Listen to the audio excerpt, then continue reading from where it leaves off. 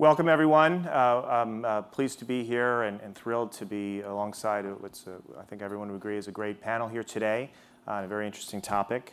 You obviously can look at their full bios elsewhere, but just let me quickly go through our guests. Starting from my left here is Jeffrey Ubben. Jeff is founder, CEO, and CIO of ValueAct Capital, a firm he founded in 2000. To his right is Alex Roepers. He is founder and CIO of Atlantic Investment Management, which was founded in 1988. Next, we have Anna Marshall. She is vice president and CIO at the William and Flora Hewlett Foundation. Hewlett is a $9 billion endowment. To my right is Ronald Hanley, who is president and CIO of State Street Global Advisors and vice chairman of State Street Corp. State Street Global Advisors manages nearly $2.5 trillion. And finally, we have Alex Denner, who is the founding partner and CIO of Sarissa Capital Management. Before founding the firm in 2012, Alex worked with Carl Icahn at Icahn Capital. So welcome, everyone, and thank you for being here. The first question I wanted to kick off the panel is just looking broadly at the definition of activist investing. What does it mean in the year 2017? How has that evolved since you first started in the business? Okay, so to me, activist investing or activism, constructive engagement, is a tool for concentrated investors to enhance shareholder value, to enhance and accelerate. I started my business before I started Atlantic in 1988. I was for 6 years with two conglomerates. They were involved in buying and selling companies, much like a private equity firm. And at that time, of course, we had Carl Icahn, we had Asher Edelman, we had private equity firms helped by, I believe, junk bonds and other vehicles to do a pretty aggressive hostile takeover. So that was the ultimate activism was going on from the corporate side, some individuals, and private equity. I decided to go in the public market because I didn't like illiquidity and I didn't like to pay premiums and build up my business that way. I think activism has been prevalent throughout the 3 decades I'm discussing, and I think it's going to be there for a long time to come. Mm-hmm. I think it did go to sleep a little bit in the late 90s and early 2000s when there was so much money in the mutual funds and they were not really interested or constituted to be active with companies. And when I started ValueAct in 2000, I think there had been 2 proxy contests per year for the 7 years between 96 and 2002. And what we perceived was there was just not a conversation occurring between the owners and the board. So there was the agency problem had asserted itself too much, and that was the opportunity really to go after over the last 15 years. And now we've certainly arrived, and directors are very responsive to shareholders. Sure. Maybe too much so. To that end, how are the search for opportunities now different than they were a decade ago or so, just given the way the corporate world has adapted to activist investing? I can add to that. I think the passive investing that clearly is a noticeable trend, to say the least, is causing a typical shareholder list. If you look at the top 20 shareholders of any public company, not to deride in any way the promoters of ETFs and large mutual fund complexes, but they're sort of so diversified that we call them sort of non-thinking shareholders. They're not really involved in engaging with the board or with management. And there's only 2 or 3 typically that are really engaging. I mean, we've had situations where we try to get some support for what we're trying to do and there's nobody home. Literally, you have to really, maybe 1 or 2 you'll find in the top 20. We recently had a situation where we're a large investor in a company called Harman, which was being taken over by Samsung.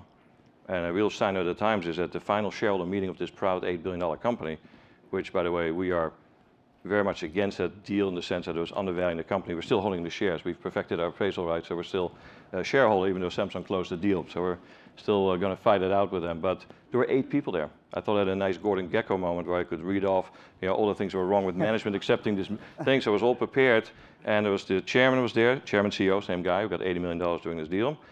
His lawyers, a couple of accountants, 3 shareholders, and I had 3 minutes, and they tried to yank me off that little stage. And this is what's going on here. $8 billion company, 8 people in the room. Yeah. Pretty sad. So, Ron, do you want to address that? Yeah, I'm not sure I agree with the description of non-thinking shareholders, but I won't take that personally. Listen, I think what has changed in the move from active to passive and the active to indexing is that the big difference between index managers as large holders versus large mutual funds as large holders is the time frame. The index managers, it's permanent capital, right? We're the closest thing to permanent capital in the public markets today. As long as a firm is in the index, we're going to be invested in it. Mutual funds, I mean, when the mutual funds were much larger, they had holding periods of 9 months. So it's not surprising, right, that there was nobody at the door. They weren't thinking about all this. We do. In fact, we don't have the luxury of getting angry and saying, you know what, we're not going to be invested. I can't turn the S&P 500 into the S&P 499. We have to stay invested. And so therefore, the engagement with management, the engagement with boards is very much a part of what we do. Right? We have to do it on a principles-based basis because, you know, we, as smart as I think we are, we can't figure out exactly what to do for each of the 9,000 companies that are in these underlying indices. But through principles focused on, in a cap-weighted basis on the largest firms, we can make a difference, and we will make a difference. When did the switch go on that front? When did the, because as you said, as permanent capital and having a certain relationship with companies and obviously with other shareholders, when did that begin to change? And was there a moment in which or a specific situation that provoked that change? I think it's been an evolving change as index managers have become a bigger and bigger part of the ownership. So I can't point to one instance. Certainly, kind of post the financial crisis, right? You've seen much more interest in this because, as many financial crises do, it starts in one place but reveals a lot of flaws and a lot of warts elsewhere. And the recognition being that better governance and kind of deeper engagement and stewardship on the part of the index managers, it could have at least unturned some of this or revealed some of this. So I would point the financial crisis being the big changing point. Gotcha. And I would make a point too that I think that really the growth of indexing is really requiring activism, right? Because to the extent that, you know, everybody, if 90% of the assets invested are passive, there's got to be somebody there that kind of prods companies and makes sure that we don't have the kind of principal agent issues that almost always evolve in companies. You know, we specialize in healthcare, and I think it's a fantastic time right now for where we look at the space. And there are a lot of companies that are undermanaged and a lot of companies that are doing really suboptimal capital allocation, but without you know, some active shareholders, whether they be called activists or not, there's nobody there to kind of prod them. Gotcha. Anna, I wanted to ask you about your processes really in reviewing and selecting managers generally, and then obviously activist investors, what you're looking for. For Hewlett, the most important thing is we've watched the capital markets evolve. The more, as Alex mentioned, the more the market goes passive, the more important the role of activism actually becomes. But activism gets painted with this very broad brush and a very negative brush in the press by a lot of PR departments probably of the corporates that the activists are after, but that's okay. And our job is to really distinguish who are really good internal investors, who get in there and work alongside the board and help them and help the CEO change organizational processes, change systems, make sustainable change within corporate sectors to actually unlock that value. And that's our job as capital allocators, is to really find out who's activism, what I would describe activism from a balance sheet perspective. Somebody who just goes in and says, pay out a special dividend, redo the balance sheet, let's lever it up. To me, that's a quick fix. That's not sustainable. We tend to invest in activist managers that really do organizational change, and that's the basis of how they create long-term value. And the more the world goes passive, the more you need people who have that skill set in your activist managers. And it's really hard, I think, for somebody like State Street, who is in a position of having all of this money, but they don't have the skill set internally to go be organizational change promoters. And so what I would hope to see in the field is activist managers working with the passive guys to really leverage the the sort of the shareholdings and the power of those passive guys in really productive ways. But Anna, your job has gotten harder. I mean, that's well said. Your job has gotten harder though because, well, there's a couple things going on. One is, you asked earlier what's changed. What's changed is companies are self-actuating around the easy stuff. You know, the lazy balance sheet is much less available than it was in the early 2000s. That was fodder for us because we were early in, I guess, activism and so, you know, when GE actually sells their whole finance portfolio in like a year, just before it probably would have become a target, you know, that they're self-actuating, and that, you know, that says that we're late cycle in the easy stuff, and it is going to be much more operational. I don't think hedge fund activism is conducive to operational work because 95% of hedge funds that are doing activist activities is one-year money, and they're still doing the transactional stuff you're talking about, which is where Ron has to come in, and he has to say, time out, you're not going to lever up and give this guy a 10% return and leave the company in a bad place. So they're going to become very important, I think, because few can do operational activism, and there's more people doing transactional activism that's going to put companies in a bad place. And you have to find the good ones, I guess, yeah. Yeah, I mean, to that end, are you seeing that? Are you seeing more transactional investors or less, just given what's been successful? They cycle in and out. The one thing about having activist managers in your portfolio is it makes the return series really lumpy. For a lot of activist managers, you're talking, even the transactional ones, they might have a spectacular year followed by 2 really dry years. So you just have to know how to size them in a portfolio. When you have a manager that does operational sustainable turnarounds working with the management team, that is a far more sustainable pace of returns. And so when we're looking at a manager and evaluating a manager, the consistency of that return series will actually tell you more about how they do their business over the long term than what they tell you in their little pitch book. Gotcha. I can jump in here. You know, the title of the panel is Unlocking Value.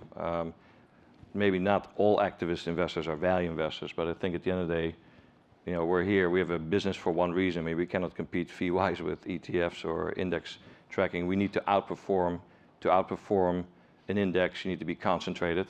That's how it gives you a chance. Once you're concentrated, you need to have rules of the road. You got to be careful with your universe definition, your criteria, at what level you're willing to buy a stock. And then once you're in, you need to constructively engage, you know, as a minimum activity to improve your due diligence, your judgment, and hopefully get in a position to enhance and accelerate shareholder value for all parties involved. And that's really what the crux of activism is. And then you can look at the whole spectrum, liquid, illiquid, soft, hard, suggestive, all these titles are out there. At the end of the day, we're here to compound at a high rate, high enough to justify our fees and get outperformance to have a business. And so the activism is merely a tool for the concentrated value investor, in my view.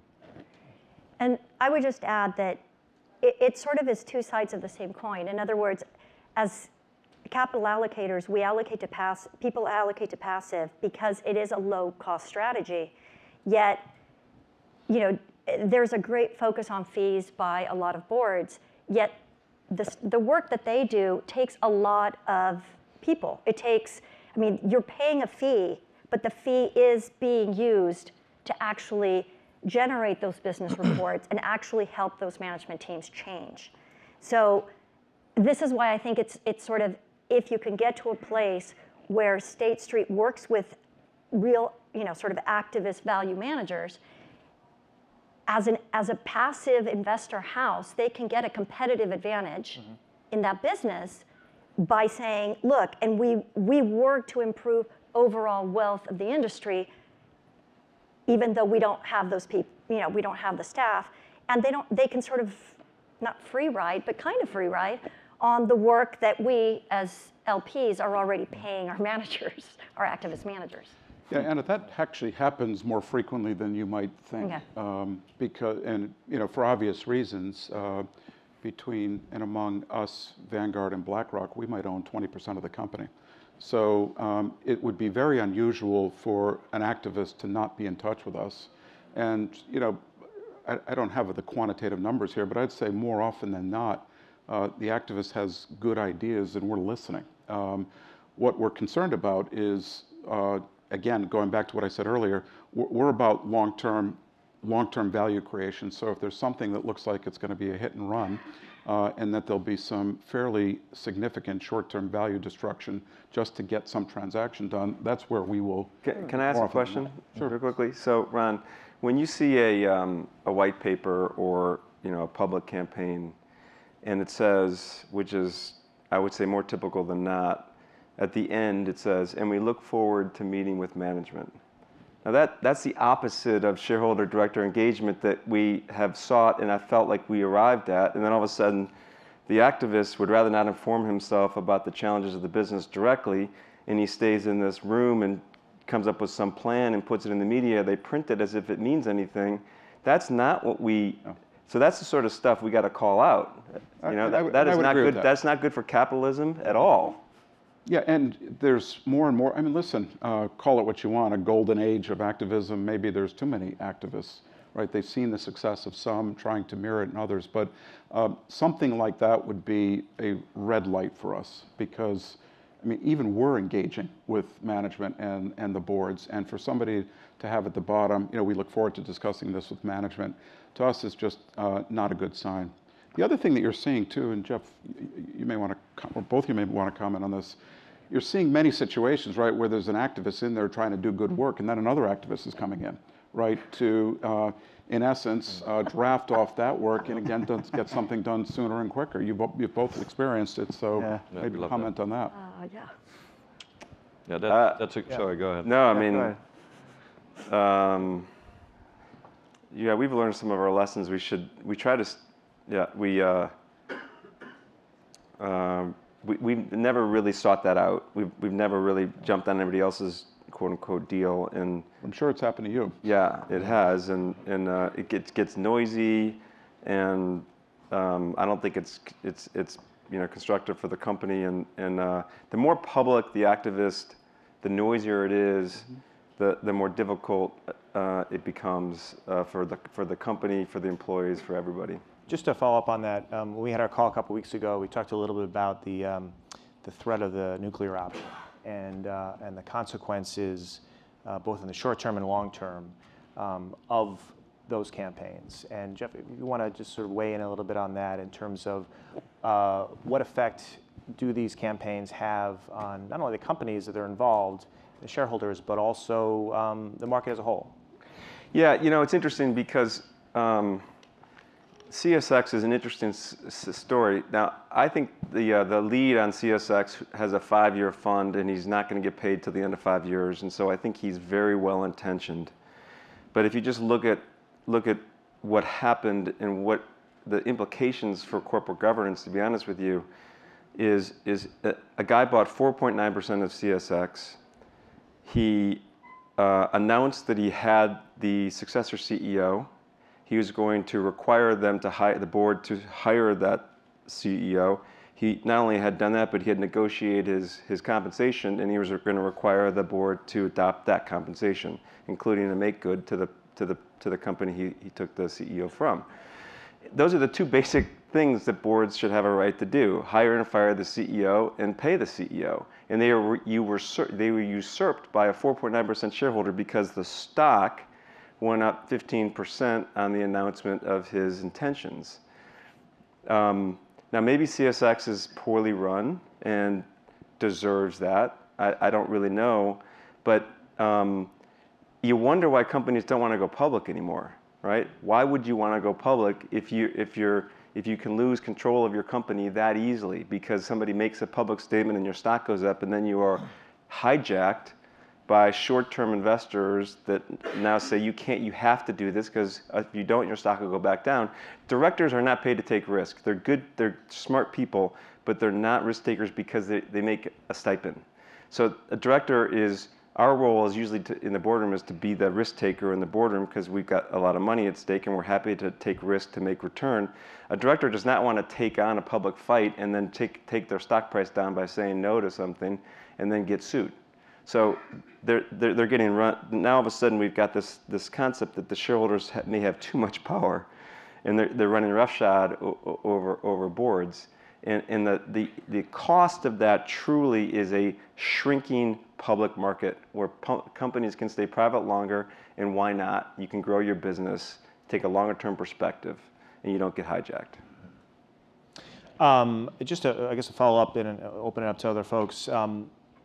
As the question is, if you're an activist investor, how do you bring about change at these companies when the threat of that nuclear option isn't there? How do you persuade management and boards to listen to your ideas without imposing that?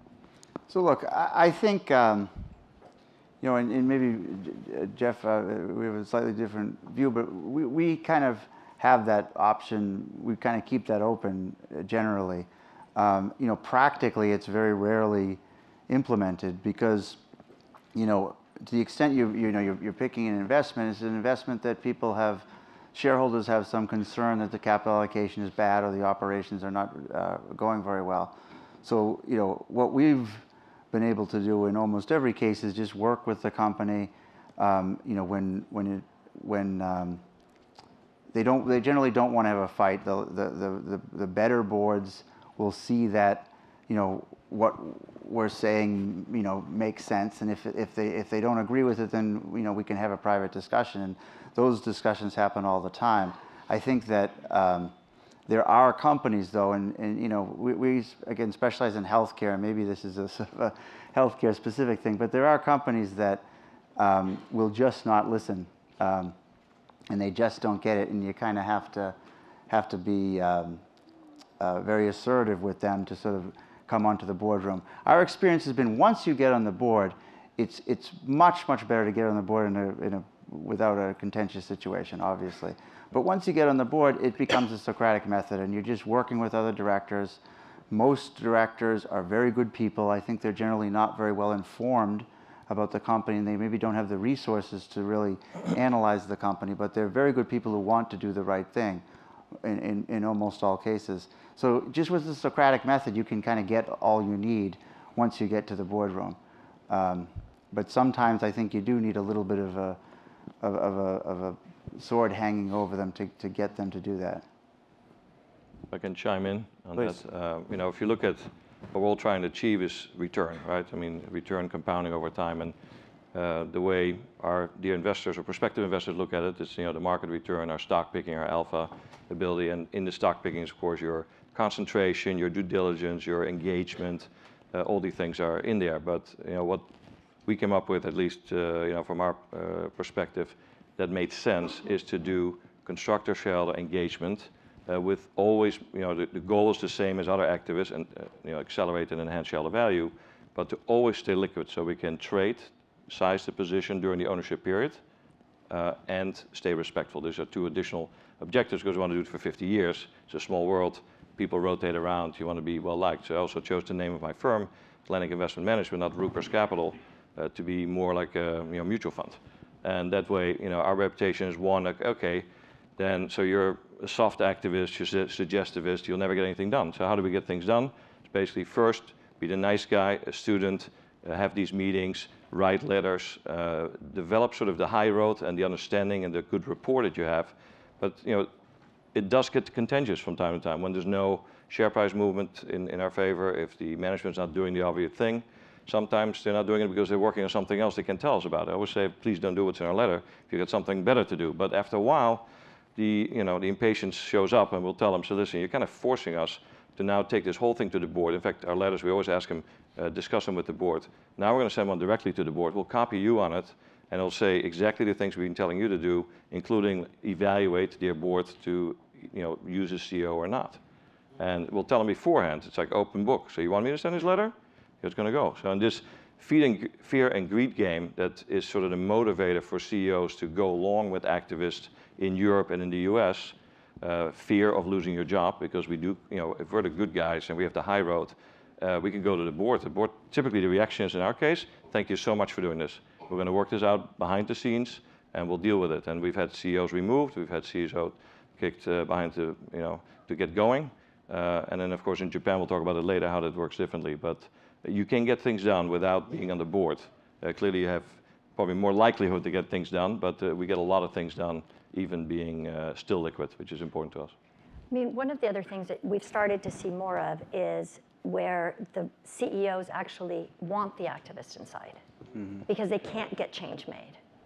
Yeah. I mean, it is really hard to change a long-standing corporation, even if you are a CEO. And so if you're a CEO and you've come from another shop or you understand where difficult decisions have to be made, the board may or may not be ready to face those, they may actually invite activism in. And therefore you get very constructive engagement that you otherwise wouldn't. And it's basically free consulting for them. Yeah. I mean, they don't have to hire McKinsey. They can just invite activist investors to give them plans. So there are constructive things that can happen to unlock shareholder value that isn't brash and front page news. Sure. It takes a long time to, it's the long game to build a track record of constructive boardship and to be able to be well referenced. So when you pursue a management team and a board, we would like a seat. There's a role for us here. That they can make 10 calls and they can say, yeah, for sure. You're in. I don't think the activist hedge fund guy wants to put that time in at all. They want it to happen tomorrow. They don't really want to do board work. They want something to happen, and so you don't get so what's just disappointed me about this asset class, if you want to call it such, is there's not enough people that said, I'm willing to take 5-year money. You have to lock up. I get paid at the end of the term, and I'm going to really act like 5-year money. We're executing this asset class largely with 1-year money, and it's wrong, and it's not constructive generally. And you're not getting enough people that want to patiently work with a board where you can be trusted from the CEO's perspective that you will, lead fact-based decision making and all that good stuff. But Jeff, I think this is where engaging the index managers is really important for this point, because what you're saying is completely aligned with what the yes. Index managers are thinking about. The worst thing from an index manager's perspective is something short-term. It's going to cause a lot of disruption. There's 3 or 4 board members out, CEO's gone, the company's in disarray, and may or may not make it in the long term. So, to the extent to which the index managers haven't picked this up on their own, you should be reaching out to them.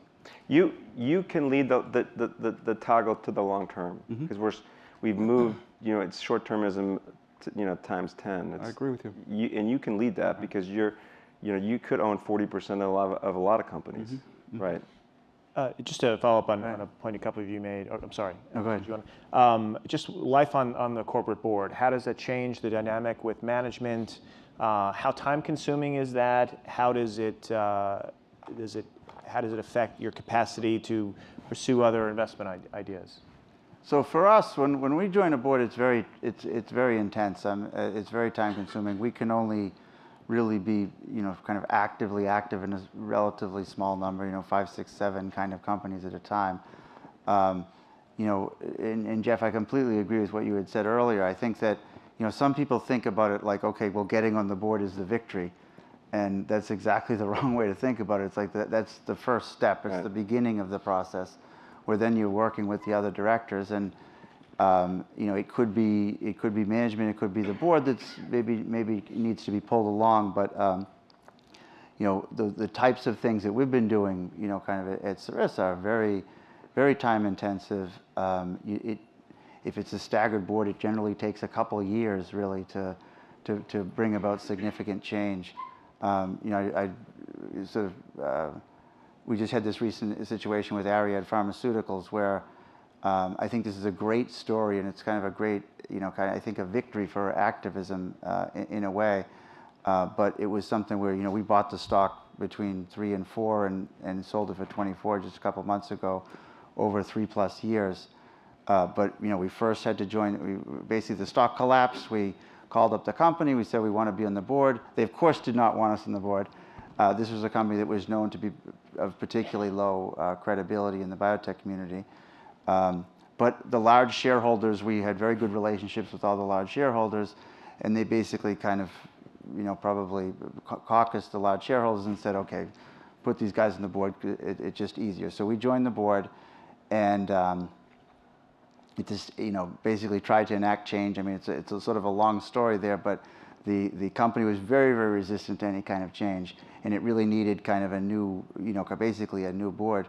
So the second year came along, and we basically said, hey, it's, we want the CEO to retire, we want to implement change, and if not, we'll kind of take up the level. And they again caucused shareholders. They couldn't find anybody supporting them. Interestingly, even I think index funds were sort of unwilling to support them. So they basically kind of agreed to a significant change of the company. And after the second year, we were able to basically replace most of the board with shareholder people that represented shareholders. We brought in a new CEO. I became chairman, and just in some of the there was a lot of low-hanging fruit there, things that in this case would be obvious to many people. I mean, the company had a giant headquarters building. I love telling this story, but a giant headquarters building that is, the board of Biogen is it's sort of two blocks down from Biogen's headquarters, and this company, Ariad, that had never been cash flow positive, had more square foot, higher, a bigger building and a higher cost per square foot than a company that was, basically the largest company in Massachusetts. So obviously, there's a very simple solution to that. You just sublet out as much as you can and try to fix it. There's a whole bunch of things like that one can do, but that's very, very time consuming, and it really you have to be there for the long term and willing to go. And look, we could have sold the thing around at 9 and at 12, but we really said, hey, there's an enormous investment, enormous opportunity here if we really can kind of execute on. That was in many ways to skin the cat of getting good returns in this many forms of activism. We kind of clearly are a little selfish in the sense that we're after this long-term compounding. That's our long-term part. Our typical holding period is 1 to 2 years, but we might be in a stock 3 months to 6 years.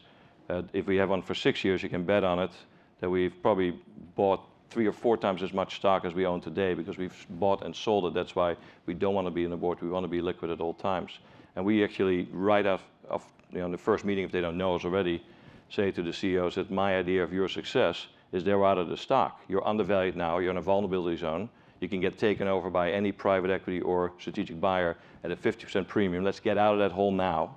So let's see how, I'm sitting here with a stock like this. So what can we do? These are some ideas we have. What do you have? Let's get the first 20, 30% going to get to a zone where you have control of your company. And then work it from there. Then another activist shows up, fine, the stock goes up 20%, I sell a third of my stock, half the stock, whatever. It cools back off, we go back in. So we throttle back and forth, and that sizing, i.e. the dynamic management of the exposure to an individual name, has created for us 20% of our gross returns over 25 years. So that's a different approach, I realize that. But at the end of the day, I think it does help get companies to perform better. Now, we're not there for long term. We also tell them, it could be 3 months, could be 3 years. But at the end of the day, I think active investors, like with different styles that we have, engaging with a board that is happy to get a free consultant to rattle the case. We have a lot of experience. We do this globally. We've done it for many years. We do best-in-class analysis for them. We give them all kinds of ideas. It's very, very helpful, I think, to get these companies to perform better. And we're honest. We say, listen, you do well, we're out of here. We'll see you next time when the wheels come off. Hopefully not for you. I guess just one quick follow-up on the board question. Once you're on the board, though, how long of a commitment is that? How many years typically is the tenure? For us, look, we would get involved in the situation to fix the company. And it's very hard to predict how long that takes. That can take 3 months, that can take 3 years, that can take 5 years. It's very hard to predict. So, we basically invest in things where we see a very high prospective return. So we're not investing something because we think, oh, it's worth 8% more if you did, X, Y, Z. We're investing we're making an investment because we think the company's worth, double, triple, whatever. And it's just a matter of kind of changing capital allocation policies or bringing a new management team or whatever. And we'll just sit and work on that as long as it takes. So we don't really think about it as a time frame. You just think about it, just execute. I think, we see it as a cost benefit the cost of going on a board is, okay, we're married, and we have to make this a successful marriage, which means that we create sustained value, and we can sell into a market that doesn't at all care that we're selling into the market. So the Adobe buyer or the Microsoft buyer of our stock doesn't, the value guys are pretty much gone, and we're completely irrelevant to their decision-making process. But that cost obviously comes with this burden that sometimes it doesn't all go so great, and you got to even work harder to create this exit that isn't as easy as that I just described, but it's still an exit where you can walk away thinking, okay, I left the company in a better place than I got here. And that's how we create the relationships with the institutional investors, not the hedge funds, but so they know that we'll finish the job. We're not going to, a year from now, sell our stock back to the company after they leveraged up to do a buyback and just exit stage left. The benefit to the cost, however, is that every once in a while you get to this situation where you know this business really well, you're part of the capital allocation process, you have all the information, and you have a CEO that you like. And we will stay with those things for 10 years, and we'll compound at 20% a year like a Gartner group from 2003 to 2013. We did 20% a year for 10 years, an early change in the CEO with a great business plan, and we didn't have reinvestment risk. It's nirvana. It's nirvana. And so that's the benefit. We find sometimes, these things we can really run with. But, I mean, from the person who hires these managers, when you listen to these stories, it's like, yes, this is great, and they're going to hold it for 5 years. What you really have to focus on as you analyze activist managers is portfolio construction. And how well do they know how to construct their portfolios, size their positions? If they go on boards and they don't have the flexibility to increase or decrease the positions like you do, how well have they sized those? Because you're talking about a portfolio where if they all of a sudden get a lot of sort of room to harvest, so they sell 3 or 4 companies out of a portfolio of 10, and they invest in all of these great stories that take 3 to 4 years, you create these sort of pig in a python bubbles of up and down returns. So you really have to think about how do they think about portfolio construction. And any activist manager who doesn't think about portfolio construction is, like, you should leave them off your list. Because you have to actually look at that, because you have to smooth out the returns. Yes, you can have phenomenal 2x returns 10 years from now, but the reality is you might get fired before then by your clients. So you won't be able to hold on. And 3-year money is great, 5-year money is better, but a lot of institutions don't have the flexibility to tie up a lot of their capital in 5-year funds, because all of those illiquidity points are being allocated to private equity. Mm-hmm. And so it's not that the institutional investor is a cut and run kind of investor or the capital allocator, but it's just the realities of the business. And so they may never fire you. Jeff and I had a long conversation one day of what would it take for us to fire them? And we were in a share class. I blacked that conversation out. But it's a good conversation to have with a manager. Like, whoever is managing your money, whether it's your guy at wealth management at UBS, you should really have an honest conversation of what would it take for you to fire. Yeah, that's good. Because you go through every scenario in your head. They go through every scenario, and you kind of go through the worst fear, and you're like, okay, short of that fear, this is what I'm willing to tolerate. And you get to a risk tolerance level, and you get to a liquidity point where you think about how you're going to hire your managers.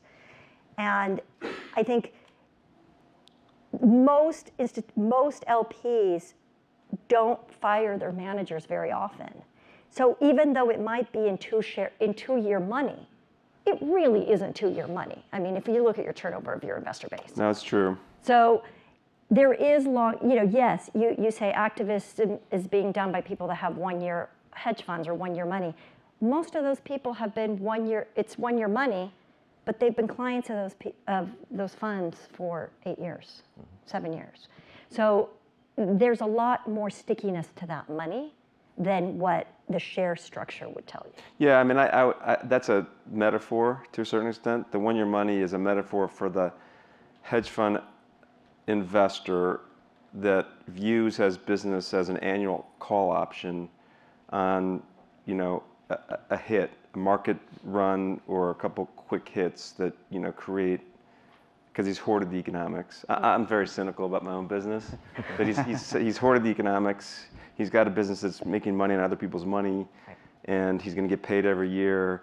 And so let's just see if I can retire on this year's money. I won't necessarily, but I'd like to be able to have that option, because who knows what's going to happen next year. That's a mentality. So it's a compensation structure. Yeah. Is driving it. Yeah.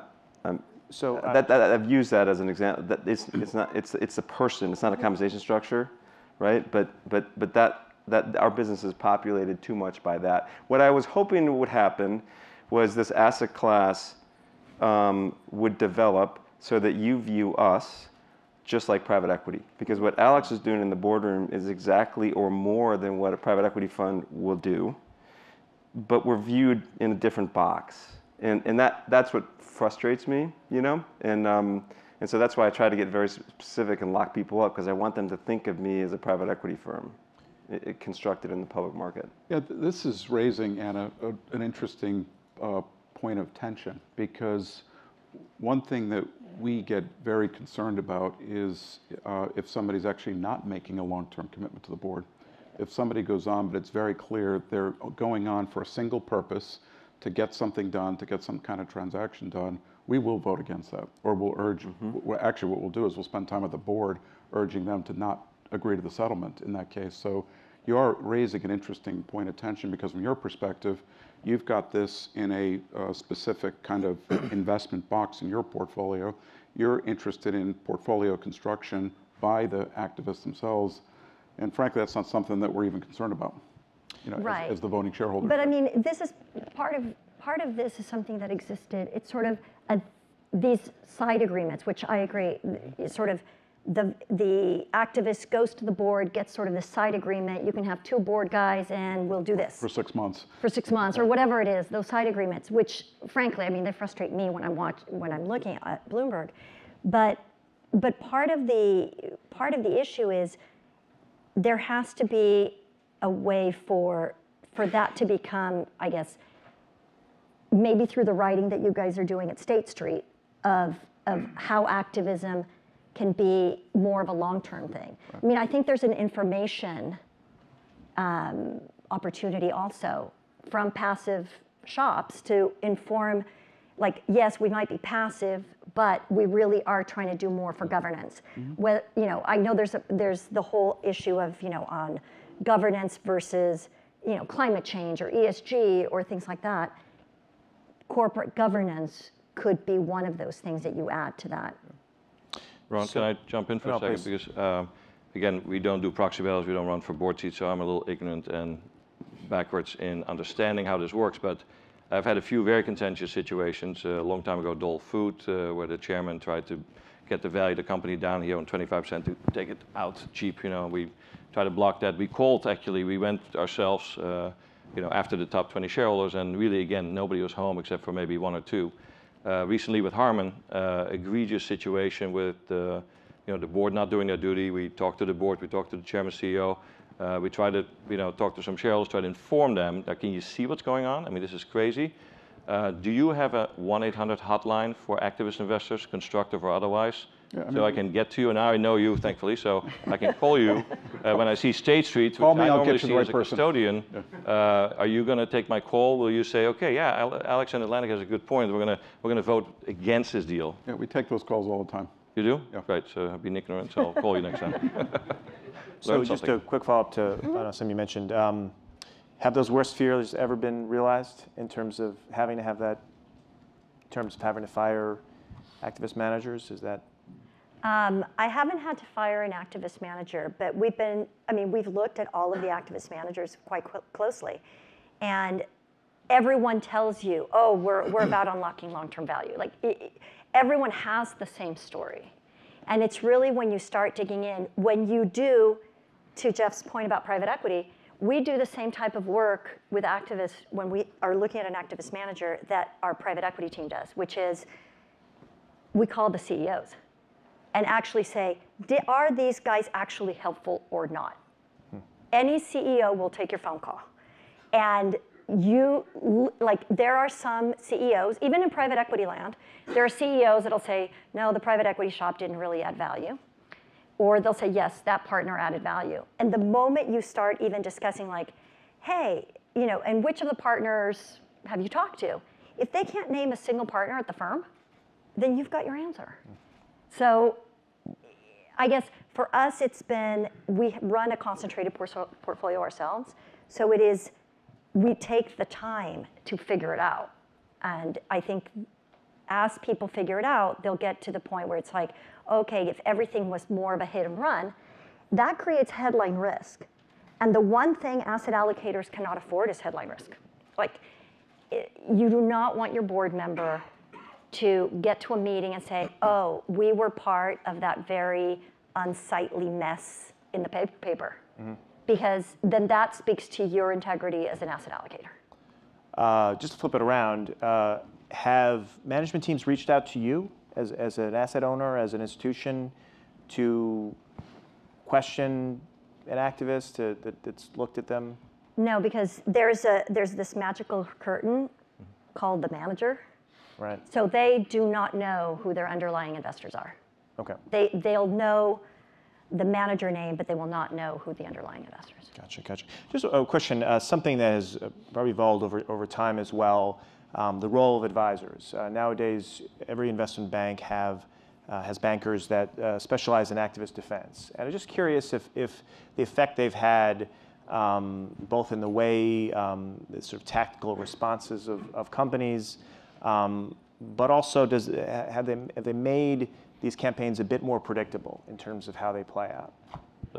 Go ahead. Well, and they love it because it's activity. It's you got Honeywell wakes up and says, and they're being told to spin off their aerospace business. This is a really well-run company that's doesn't deserve an activist at all, but there's probably a 5 or 10% upside, maybe, if you go through the mind damage of spending a year separating the business. But the banker's hired, they get their $10 million fee to study it, so it's very symbiotic.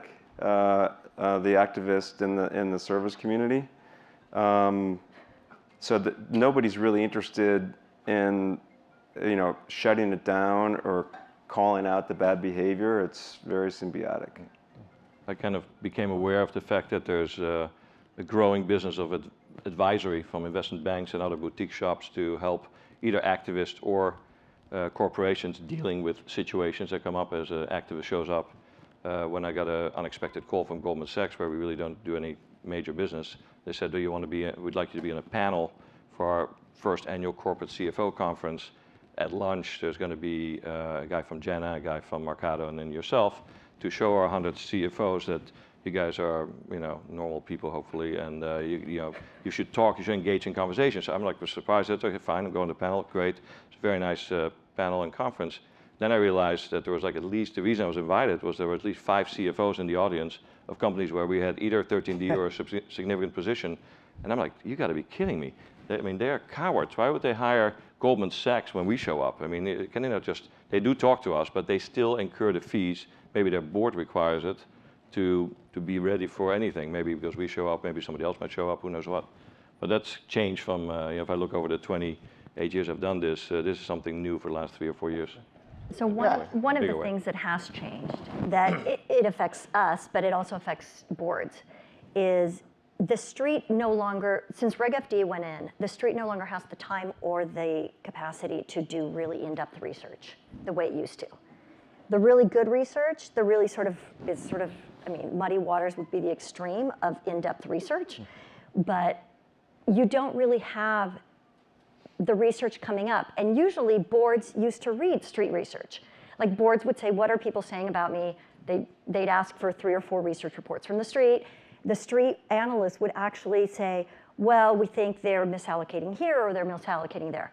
Now a street research report is written by either a computer that does it weird. It's amazing if you've never seen this. Like it's entirely produced by a computer, which is after an earnings release, or they're just very, very plain because all the senior analysts are gone. And I think that losing that resource of just very publicly available information from a board member's perspective of what are we doing right and what are we doing wrong leaves it to having these specialized businesses, which they didn't used to have because you used to have free research from the street. Interesting. I think the advisors, though, do at least in our experience, have been providing value. Often the issue is that the directors, again, I don't think they're usually so much that they're bad, but they just are not that well informed. And they may not fully trust, say, somebody labeled as an activist taking a position in their stock. But if they hire somebody and kind of, whoever they are, and of course they get a fee and all that, but they often can provide that sort of less biased advice. Jeff, to your point, it clearly is not unbiased, but they will help kind of as intermediaries get everybody on the same page. So I think it's actually a positive in net, and I can think of a situation where the company didn't choose to use anyone, which we think is generally good from a saving money point of view, but they were just really off base with respect to like what their shareholders knew and wanted and that kind of thing. Gotcha. Before we go, I want to ask you about just a situation that's been in the news recently involving Arconic, a big company. CEO sends an unauthorized letter to an activist along with a soccer ball, and the activist takes that letter as a threat and an attempted intimidation. I wanted to ask everyone if they've ever received a letter like that, even sporting goods or anything else, well-intentioned or not, from management that crossed the line. That's very unique. That's crazy what happened there. But anyway, so that for that CEO to have done that, I think he kind of opened up a can of worms of issues for himself. And I'd say the responses we get is, yeah, we get your letter, we're discussing with the board, looking forward to a continued dialogue, things like that, which is exactly what you want to hear back. I think, though, that those tactics were being used on him. So I think he felt that he could do it back, and he gets fired, which is why the CEOs and the boards are going to be very easily kind of bullied. It's a one-way street, and the media is very complicit here. They love conflict, and you never hear the other side. It's prosecutorial in nature. You hear the Elliott side, but you don't ever hear the management or board side because they're the defense, and the defense doesn't talk. And so it becomes one-sided, it's poorly reported, you never hear the other side, and then when you do strike back, you're fired. So it's worrisome. Yeah, look, I think that those things are not that uncommon to some level, but I don't think that they matter that much. I mean, the institutional investors, the mudslinging type thing doesn't really affect the vote. I mean, it can put pressure on people. If you get it in the media, it can put pressure on people's reputation. But I think practically, and I can think of a few times where people have sort of, whispered something here and there, and it just doesn't matter, I think, to most institutional investors. But I guess seemed to me one of the lessons of that story is it does get to how quickly things can become very personal, right? If you're an investor, you're questioning the CEO's judgment, their understanding of the industry they've likely spent their whole careers in. How do you make those cases in a way that doesn't lead to a response that will be less productive? Well, hopefully you're not. I mean, hopefully the best situation is you're having a collaborative discussion where it's not at all personal. It's just kind of, hey, here's how we see it, and blah blah blah. And most of the time that's how it works. When it does become a little bit more contentious, I think that people will naturally take it personally. We go to a lot of effort to sort of prevent or try to keep the management or the board from being sort of stuck in a corner kind of thing. Because you don't want to embarrass people. It doesn't help anybody. And frankly, even when you get on the board, you're going to be working with these people, so you want to have kind of a positive relationship. So I think both sides have to work at that. But I mean, you've been here. It doesn't get contentious if the room was full of data, and the decision making is fact-based in nature. This is the Socratic method. It decides itself. So the role that Alex or myself would bring to a board is maybe more information than the CEO or management team provided. It's supplements. Sometimes it contradicts. And if it does contradict, if it's strong enough, then the decision is going to be obvious. It's not going to get personal. So the whole role of going on a board is to depersonalize what is made personal when the facts aren't being used. And that's the whole power of being in the boardroom as a shareholder. But people don't want to do that very much. They would rather get it done really quickly, I think. Exactly. One example I might add here is we had a contentious situation with a large holding of ours, a company called Owens, Illinois, where at one point we kind of lost faith and interest in the CEO continuing where he was, and we made that clear privately for a while to the board eventually, and frustration kind of boiled over on our side. We finally put the whole letter and the correspondence with our 13D amendment somewhere, and that actually ended up triggering a number of changes.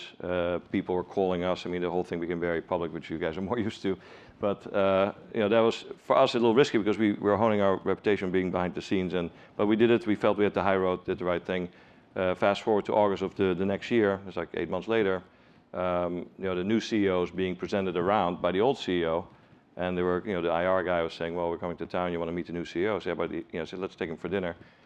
He's with the old CEO, and there's a little history there. I said, "Come on, let's just have dinner, all of us.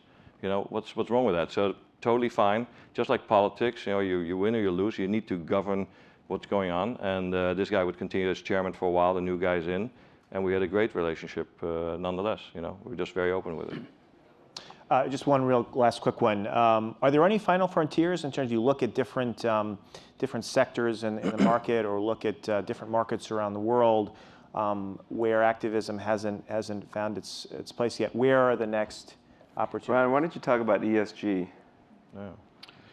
Yeah, I mean, I think that ESG is one of those, whether it's a final frontier, it's certainly a next frontier. And if you think about things like climate change, and all of us in this room could have a very different idea on what climate change means, well, that's a definition of risk, that more things may happen than will happen. And how management deals with that, how boards deal with that is of deep, deep interest to us. And again, we can't tell a particular company, we can't tell Exxon this is the way you need to do it, but we really are looking at the process that Exxon has underway and want to be clear that it's not just about management, but it's about the board. So that would be one. I think the second is the point that was made earlier about governance. Poor governance and poor performance often go together. And if you go to marketplaces that have poor governance or a history of poor governance, that's probably a place that needs more activism. Thank you.